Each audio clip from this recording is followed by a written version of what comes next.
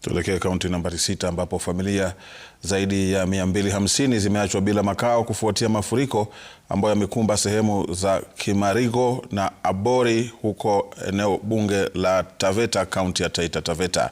Familia hizo zimeomba usaidizi kutoka kwa serikali kuu na ile ya kaunti kutafuta suluhu ya kudumu, kwani mafuriko kutoka nchi jirani ya Tanzania pia yamechanganya mahangaiko wanayopata. Huyu hapa Julius Joho na maelezo zaidi. Ndiyo hali ambayo wakazi wa Kimorigo eneo bunge la Taveta kwa majuma mawili sasa wameendelea kukumbana nayo, mafuriko yakiwatatiza wakitamani angalau kukanyaga ardhi kavu. Nyumba zao zikizingirwa na maji na kusababisha hasara kubwa kwa mimea, kwani maji mengi kutoka sehemu mbalimbali za Taveta na Kilimanjaro zinawakosesha lepe la usingizi. Hasa imesababishwa na mvua nyingi ambayo inanyesha katika maeneo ya Kilimanjaro, na maji yote huja sehemu hii, na challenge kubwa pia ni drainage system ambazo zikitengenezwa vizuri basi tutakuwa na wakati mzuri na maeneo haya yatakuwa mazuri pa watu kuishi. Hivyo basi angesisitiza sana tupate msaada mkubwa wenye ambao unaweza ukatusaidia kutafuta suluhu ya haya maji.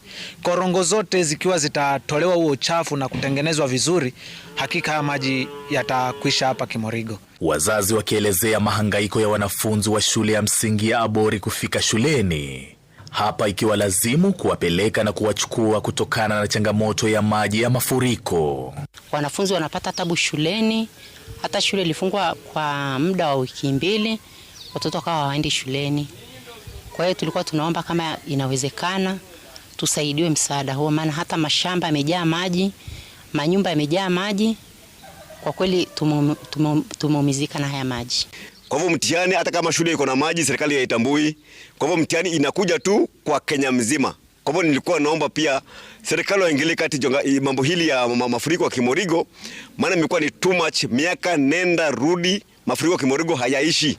Shirika la Msalaba Mwekundu likisema zaidi ya wakazi 800 wameathirika katika vijiji vya Kimondia, Abori na Kimorigo, na hivyo kuhitaji msaada wa chakula na maji safi kuepuka mkurupuko wa magonjwa. Vyoo 50 vyote vimeporomoka, na kwa sasa maji yale ambayo yanapita yanachanganyikana pia na yale maji chafu.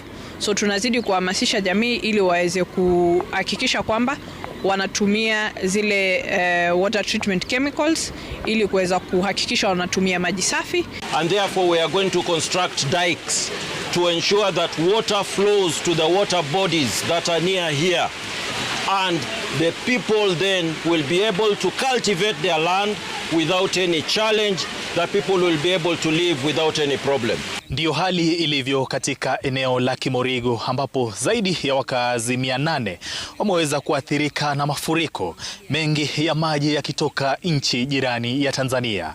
Nikiripotia runinga ya Citizen kutoka kaunti ya Taita Taveta, mimi ni Julius Joho.